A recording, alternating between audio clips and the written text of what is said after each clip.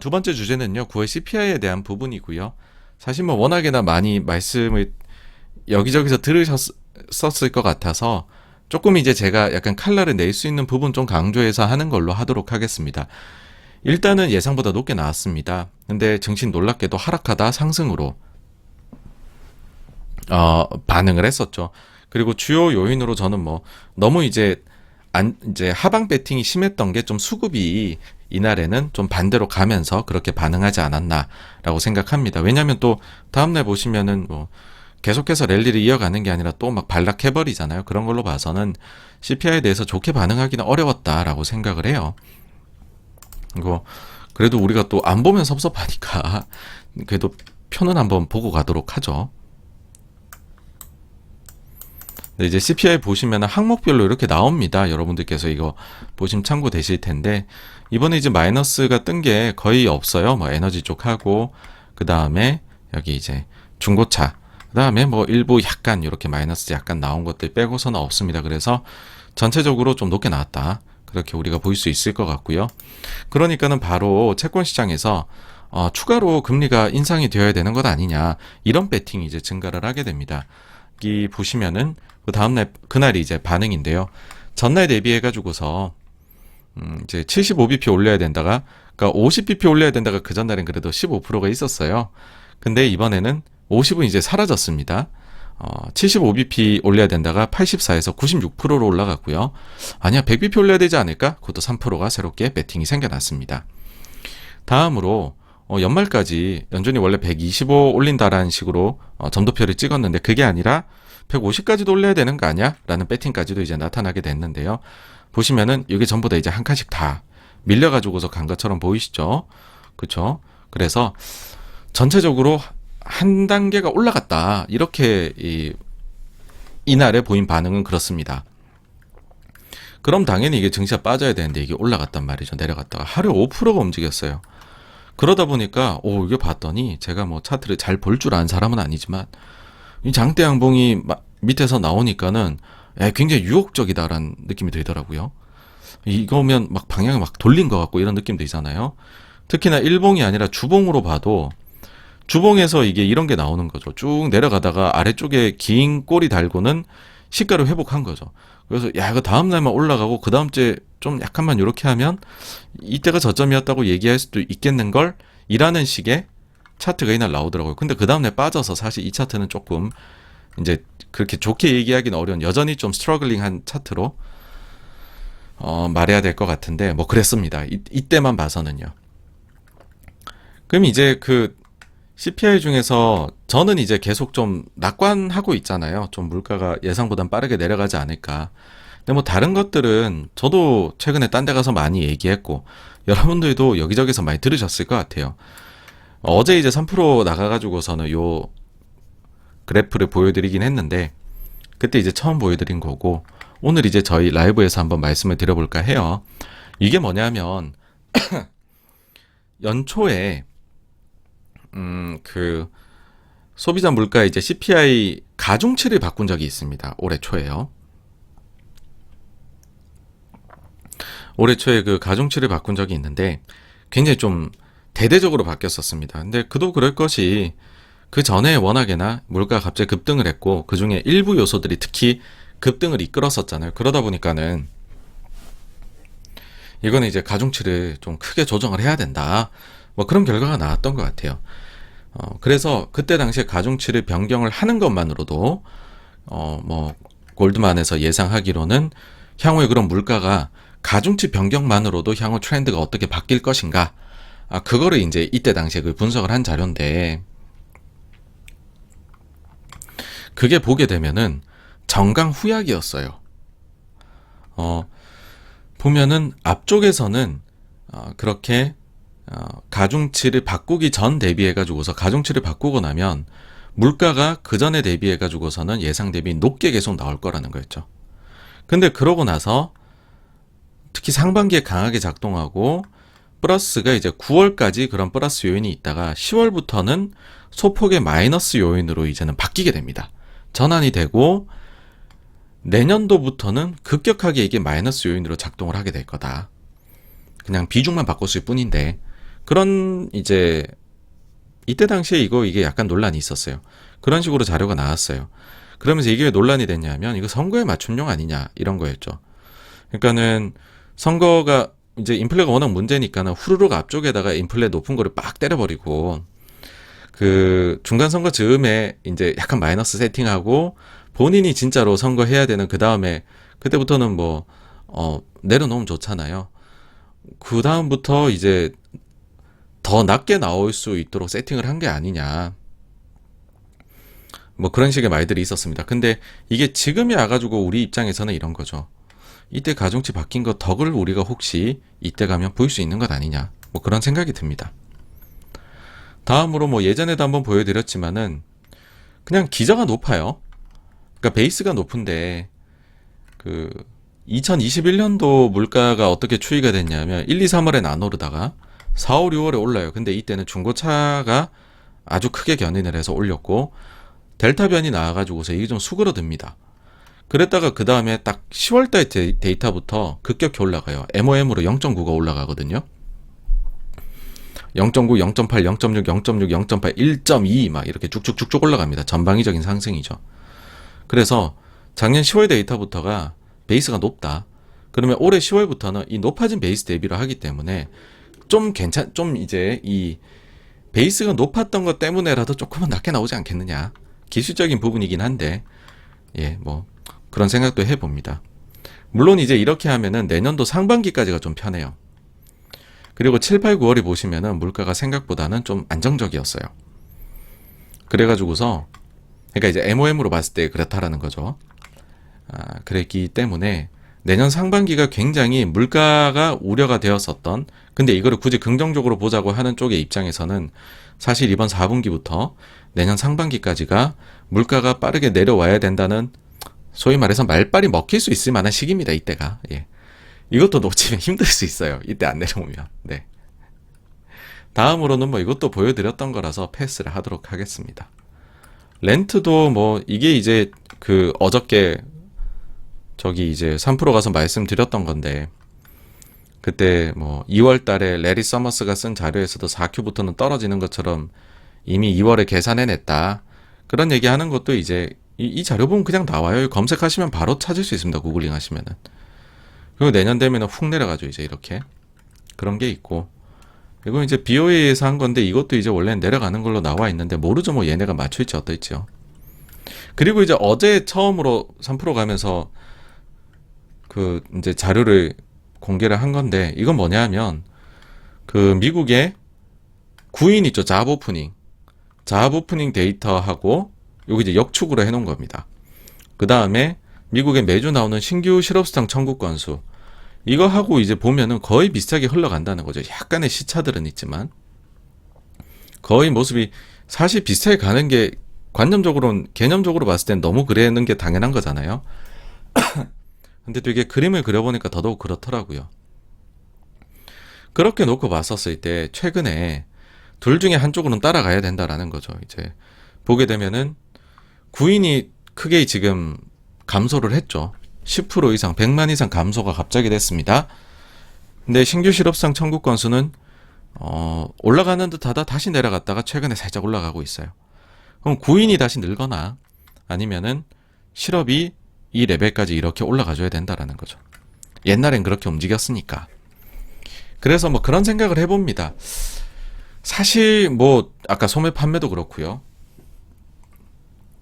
기업 실적도 그렇고 과잉 재고 문제도 그렇고 좋을 거는 그렇게 없다. 기업들 입장에서도. 그러면은 아주 뜨겁다고 했던 고용도 계속 그렇게 뜨거울까? 안 뜨거울 수도 있지 않을까? 혹은 생각보다 빠르게 냉각도 될 수 있지 않을까? 그러면 우리 지금 아까도 뭐 말씀드렸지만은 아까 뭐 임금 물가 나선 현상을 걱정한다 이렇게 얘기했지만은 고용이 내려와 버리면 그 걱정은 싹 사라지거든요. 이걸 가지고서 굉장히 과격하게 주장한 데가 있는데 곰 중에 곰이 사실 뱅크 오브 아메리카고요. 요새 그 뱅크 오브 아메리카에서 내놓은 자료를 보게 되면 월간 고용 순증에 대해 갖고 낸 건데요. 급격히 떨어질 거다. 그래서 뭐 연말이나 연초 정도 되면 이게 제로까지도 내려갈 수 있고 그리고 내년도로 들어가게 되면은 순 감소가 나타날 것이다.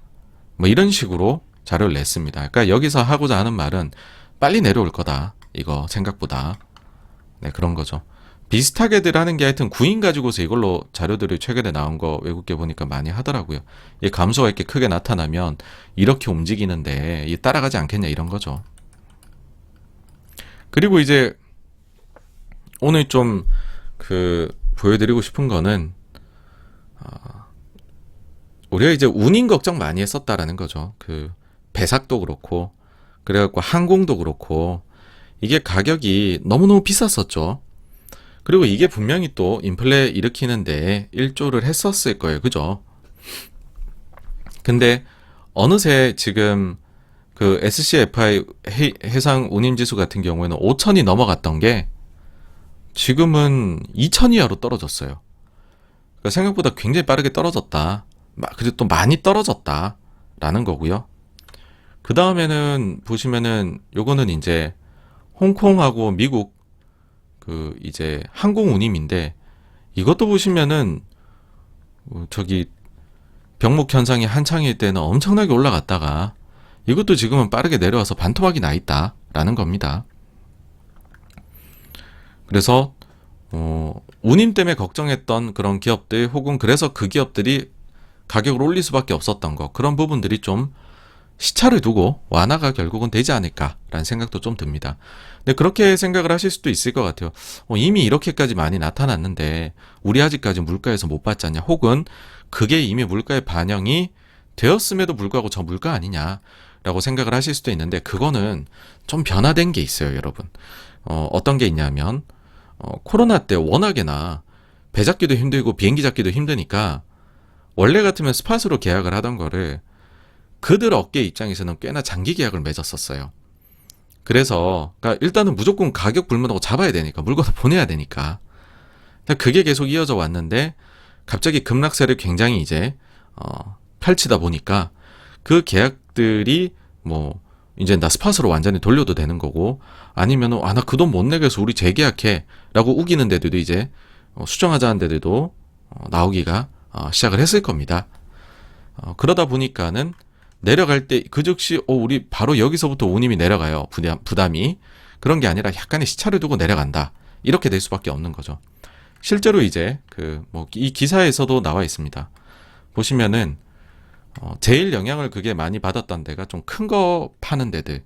가령 예를 들면은 매트릭스 같은 거 팔거나 아니면은 타이어 같은 거, 태양광 모듈이나 이런 거 파는 데들 같은 경우에 운송비 부담이 굉장히 컸다라고 얘기하잖아요. 근데 이 타이어 업체 중에 한 군데가 이런 이야기를 한다라는 거죠. 운임지수는 1분기에 이미 정점을 찍고 하락을 보이고 있는 중이지만 근데 본인들한테 반영되는 운임은 이 시차가 있다는 거죠. 시차가. 그래서 시차를 두고서 8월부터 하락을 시작했다.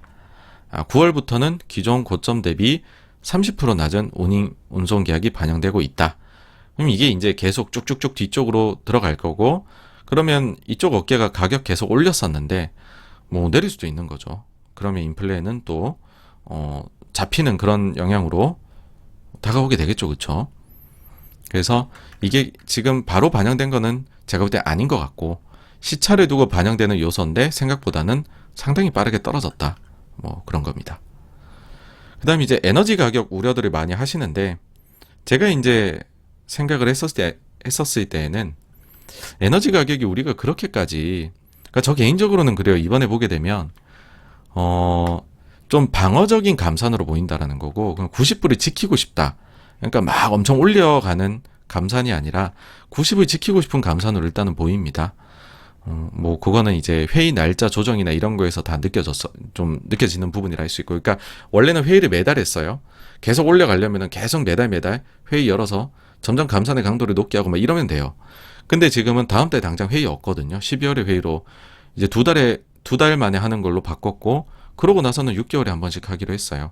그러니까 이거는 전형적으로 막 되게 텐션을 높여갈 때의 전략과는 좀 거리가 있어 보입니다. 예. 그거랑 또 한 가지가 올해 상반기하고 이럴 때 가솔린 가격하고 되게 높았을 때에는 정제 마진도 엄청나게 높았어요. 그때 당시에. 근데 지금은 정제 마진이 그렇지 않습니다, 여러분. 그래서 유가가 이 정도 수준이어도 그 전에 상반기 때 이 정도 유가 수준이었을 때 대비해서는 가솔린 가격은 떨어질 수도 있다고 생각을 합니다. 그래서 생각보다 그렇게까지 우려할 요인은 아니다라는 게 개인적인 생각입니다. 식품은 어쩔 수가 없습니다. 식품은 제가 과거에도 보니까 한 번 오르면 2년 가요. 이게 보통 10년에 한 번 사이클이 오고 하면 보통 2년 높아요. 그래서 작년이 높았던 첫 해고, 아까 올해가 높았던 첫 해고, 그럼 내년까지도 제가 볼 때는 한 상반기까지는 이건 계속 높을 것 같다는 생각이 듭니다. 예. 그리고 이제 결국에는 우리가 뭐 CPI 같은 거 보고서 뭘 알고 싶으냐라고 하면은 연준에 대해서 우리가 알고 싶어 하는 거잖아요. 그죠? 연준이 이제 11월하고 12월에 전략을 좀 수정을 할 것 같냐 아니냐 뭐 이런 것들 얘기를 하는 건데, 제가 볼 때는 11월 회의는 특이성이 진짜 없을 것 같아요. 75bp 그냥 인상, 지금 우리가 생각하는 대로 그렇게 하지 않을까. 근데 왜 그러냐 하면 데이터가 나오는 게 없어요. 그러니까 이 CPI까지로 사실상 끝이 납니다. 그러니까 고용도 나왔죠. 뭐 다 나왔어요. 그러니까 11월이라고 하지만은 11월 1일, 2일 회의거든요.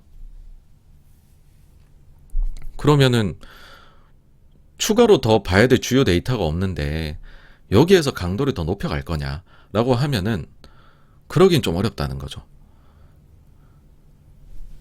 근데 12월 회의는 그러고 두 달치가 더 나와요. 그러니까 이제 11월 초중순에 나올 데이터들, 고용이랑 인플레. 그 다음에 12월 초중순에 나올 데이터들, 또 고용하고 인플레. 그 다음 각종 경제 지표들 쭉 있는 거죠. CPI 발표하고 다음날에 FOMC거든요. 그러니까 여기까지 다 보고 해요. 12월은. 그러니까 한 달치 지금까지 된 거 가지고서 보름 뒤 회의에서 뭘 결정을 기존에 말했던 거랑 좀 다르게 할 거냐. 그 리스키한 거죠. 그게 아니라 거기서 두 달 더 보고서 우리가 할 거냐라고 하면 12월에 뭔가를 바꿔도 바꾸는 게 훨씬 본인들 입장에서는 가시성이 높다는 거죠. 그래서 아마도 11월은 그냥 75 올리고 9월 회의 때 했던 거랑 비슷한 말을 할 것 같다는 생각이 들어요. 그리고 그 사이에 데이터 나오는 거 보면서 12월 회의에 어떤 식으로 할지에 대해 위원들이 중간중간 나와서 멘트를 하면서 시장의 기대치를 수정해 나가는 과정을 거치지 않을까라고 생각을 합니다. 물론 뭐 아예 없는 건 아니에요. 그 사이에 나온 데이터가 보름 사이에. 일단 다음 주에 연준이 이제 분기마다 한 번씩 내는 새로운 데이터가 있어요. 그 인덱스 오브 커먼 인플레이션 익스펙테이션스라고, 이거 같은 경우에 나오는데, 이게 원래 사람들이 그렇게 주목 안 했는데 파월 의장이 언급하면서 이제 주목을 좀 받게 됐죠. 근데 이게 분기 자료라 사실 되게 시의성이 있지는 않습니다.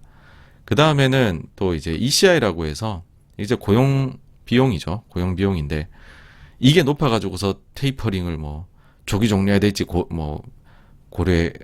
고민했단가, 늘려야 될지 고민했단가, 뭐 그런 멘트를 한 적이 있어요, 작년에 파월이. 그래서 이걸로 이제 고용 관련된 것도 좀 보일 수 있는데, 이건 월말에 나옵니다. 이 두 가지는 또 저희 채널에서 말씀을 드릴게요. 네, 그래서 저는 11월 회의는 그냥 9월 회의에 재판이 될 거다. 그러니까 증시가 그렇게 움직인다는 게 아니라 딱 9월의 강도로 그냥 얘기를 할 것 같다라는 거고요. 근데 이제 혹시나 변화가 있다면 그거겠죠. 만약 증시가 많이 빠진다, 그러면 연준이 물러서겠죠.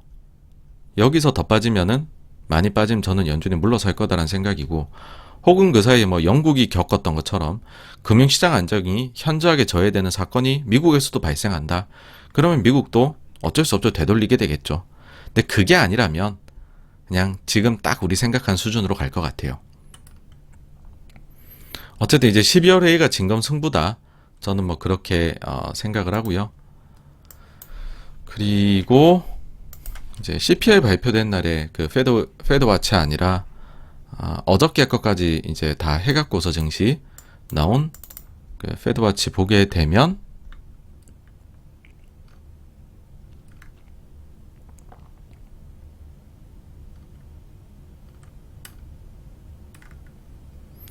네, 일단은 11월에 대한 부분인데요. 이게 날짜 바뀌면서 수정이 돼버렸구나. 이게 어떻게 됐냐 하면은 제가 보여드리고 싶은 거는 요때 보시면은 배팅이 그러니까 이제 확률 반영이 좀 매파적으로 변했었잖아요.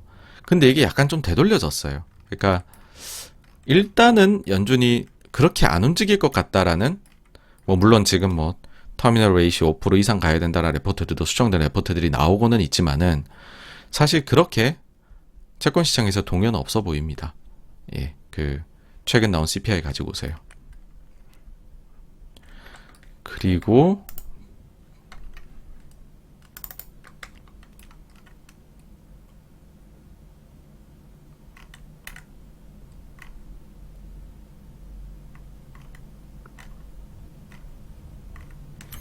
네, 뭐 나머지 부분들은 또 어제 많이 말씀을 드려서 어제 자료도 좀 참고가 되지 않을까라는 생각을 합니다.